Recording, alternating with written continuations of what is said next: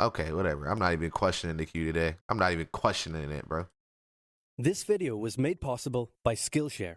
By the share the Churchill skills? was a man with many talents. Not He the was an skill artist, share, bro. a butterfly enthusiast, and he had an unpublished manuscript about aliens. Clearly, he was a man with an insatiable thirst for knowledge. Okay, Maybe he I could have respect loaded him. up his computer and logged onto Skillshare, an online learning community with more than 19,000 classes in design, They didn't even business, have internet technology, back then, and dog. more.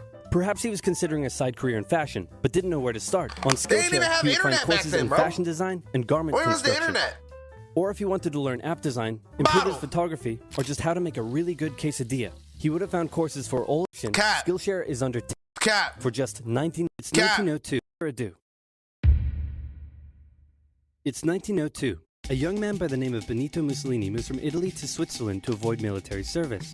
He gets big into socialism, working for trade unions, writing for socialist newspapers, advocating a violent overthrow of European monarchies, the whole shebang. This gets him in a bit of trouble with the Swiss police, so he gets arrested, sent back to Italy, set free. Not returns back to Switzerland, Italy. is arrested again, goes back to Italy again, completes his military service after previously avoiding it, and then after a brief stint as an elementary school teacher, he finally returns to work as an avid socialist. His speeches and journalistic abilities made him famous among Italian socialists. He was anti-war, so when Italy colonized Libya in 1910, he rioted and got arrested. Then World War I came along, and once again he protested Italy's involvement. But then he thought, wait a minute, this war could bring about the social climate needed to overthrow European monarchies and bring about the socialist revolution everywhere. And suddenly he was pro-war, but his fellow socialists didn't like his new pro-war stance, so they kicked him out of the party. So then he said, you know what? I'm done with socialism. We need something new, not based on class divisions tearing us apart, but based on unity through nationality. We'll conquer the Mediterranean and reunite all Italian peoples just like the days of the Roman Empire. I'll call it fascismo, and it will guide the Italian nation to greatness. That's all well and good, Mr. Mussolini, but what kind of haircut am I giving you? Let's go with... bald. Stupid. Let's go with bald. Oh, nah. Oh, what was that?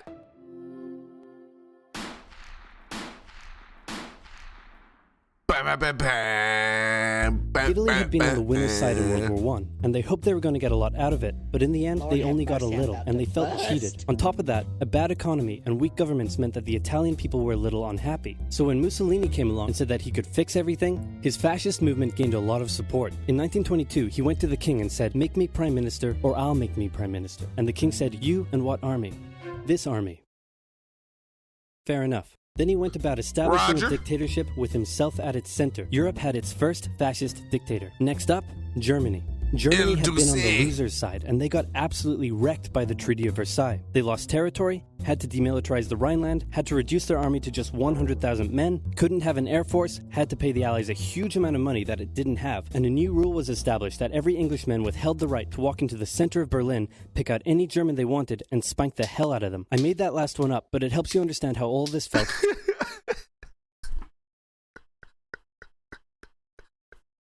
Bro, imagine, bro. What the hell? To Germans. On top of that, a bad economy and weak governments meant that when a small angry man with a silly mustache came along and said that he could fix everything, the German people loved it. Hitler had been a soldier during World War I, and he was crazy patriotic, and nobody was madder than him about Germany's humiliation. He helped start a new political party, and in 1923 attempted a march on Munich with his boys.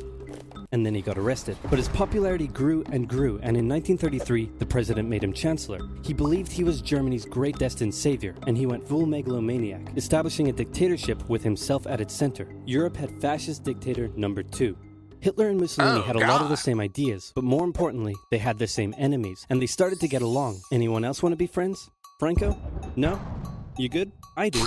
Who's that? Get us up out of here, boy. And they've taken over northern China. Let's rewind a bit. Japan had isolated itself from the rest of the world for over 200 years until the Americans showed up and said, you're going to trade with us and you're going to like it. Then the Western powers imposed a bunch of unequal treaties, meaning Japan's economy was bust. They also had no natural resources, so they decided to go get some. They went to war with China to gain a sphere of So they decided to go get some, load up. influence over Korea, and they took a bunch of China's stuff. But then the West said, hey, cut that out. And since Japan couldn't take on the West, they said, okay, I guess we'll just go home. Wait a minute, what are you doing? Taking advantage of a weakened China and setting up spheres of influence. But I was the one who weakened them. We know. And you guys didn't let me have anything. We know. That seems unfair. We don't think so. Okay, see ya. So Japan thought, screw this, and went to war with Russia, and stunned everyone by actually winning. Then they fully annexed Korea, but they didn't stop there. In World War I, they took Germany's colonies and islands in Asia. And then in an incident that was maybe staged by the Japanese army, a bomb blew up a Japanese train in Manchuria, giving them an excuse to launch an invasion and take over. So here's the situation. Nazi Germany, Fascist Italy, and Japan all believe they're racially superior, all feel hostility towards the Allies, and all want to militarize and take over more stuff. And so they did. Let's start with Germany. Hitler hated the Treaty of Versailles, and now he was ready to begin undoing it. In complete violation of the treaty, the first Luftwaffe squadrons were set up, conscription was introduced, and he pimped up his army. The Allies did nothing. Then Hitler sent his army back into the demilitarized Rhineland. Why is Giving orders to immediately retreat if the Allies showed up. The Allies did nothing. With his military re-strengthened, he could now move on to step 2.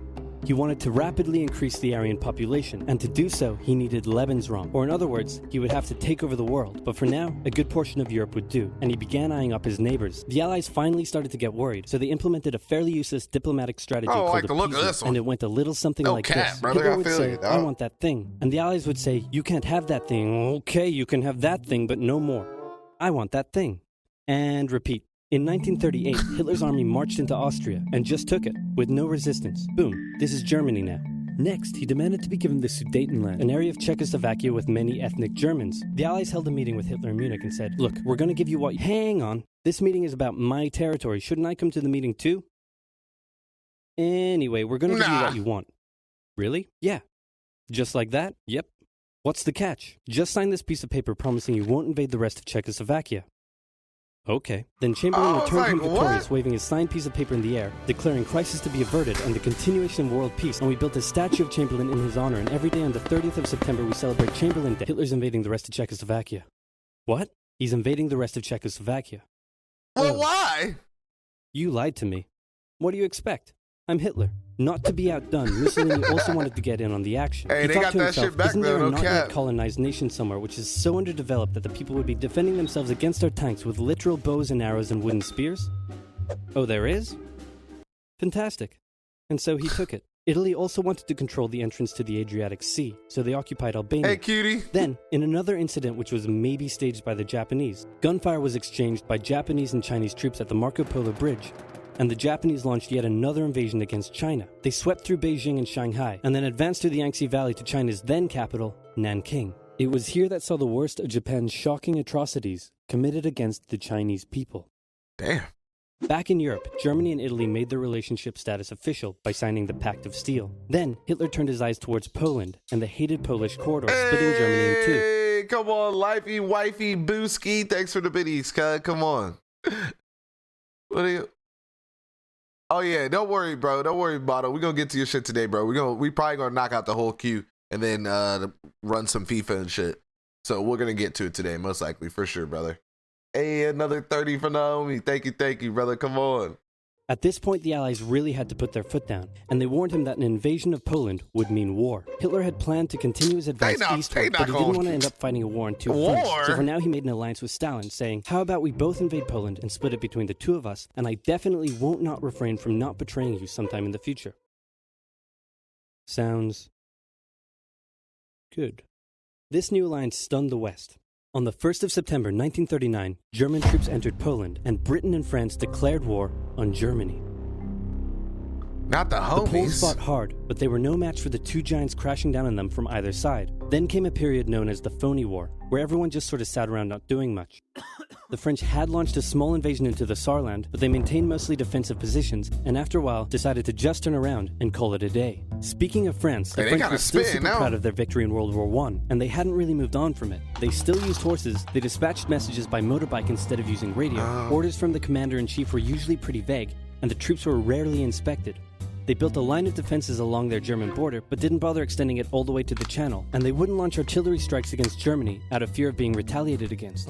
In a war, they didn't want to attack the enemy, and at first the UK wasn't They about to pull up on him though. much better. Chamberlain still naively hoped that the war could be ended diplomatically. Instead of bombing raids, the RAF dropped propaganda leaflets over German cities, which one air marshal said likely did nothing but provide the continent with toilet paper for the duration of the war. They also only sent 200,000 men to France, while the French had mobilized millions. Both Britain and France wanted to avoid a repeat of the First World War, and so they wanted to keep the war as far from home as possible. so they turned their eyes north, towards Norway. Neutral Sweden was exporting iron ore to Germany through neutral Norway, so the Allies asked them if they could please stop exporting iron ore to Germany, but this request was refused. Then the Soviet Union attacked Finland, so the Allies said, how about we land troops in Norway and move them across Sweden to go help out your good pal Finland, and along the way maybe take control of all your airfields. But Norway and Sweden still said no. So the UK mined the waters around Norway to force any transport ships into international waters, and they also attacked a German tanker they found in the area. Hitler realized what the Allies were up to, and he quickly moved to secure his supply of iron ore. He launched an invasion through Denmark into Norway. The Allies rushed to land troops at key ports along the coast, but Germany had taken control of Norway's airfield, and their air superiority decided the fight.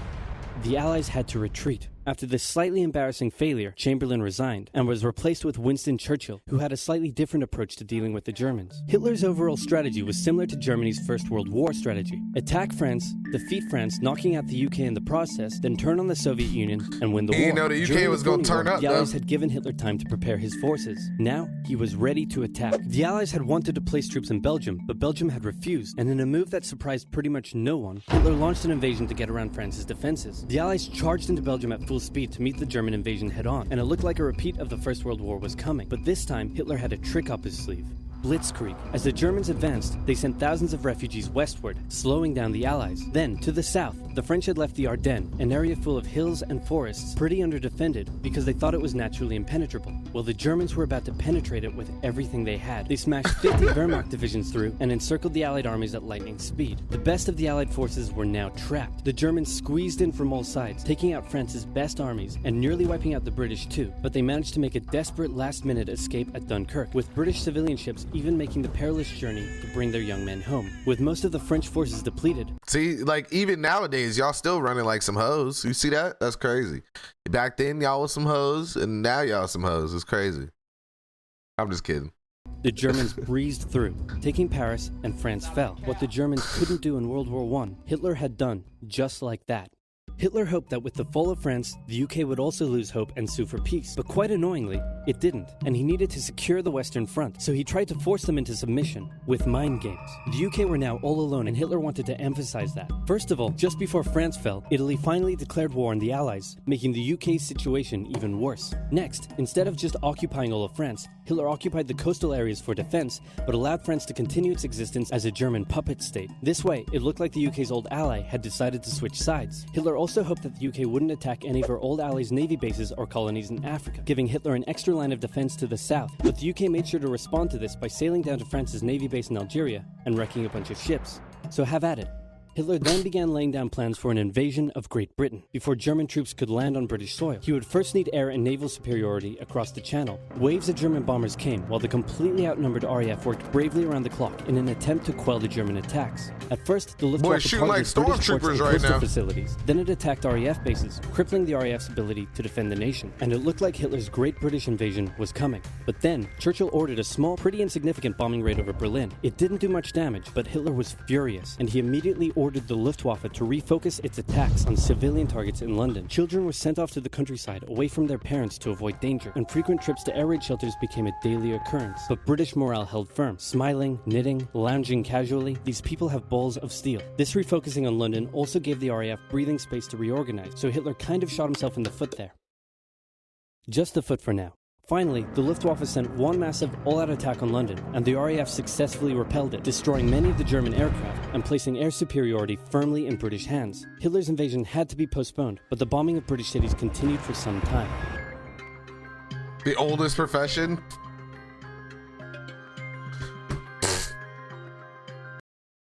Being a thought? I mean, it might not. Yeah, that might be true. I'm going to let you have that one. No kizzy. I'm going to let you have that one.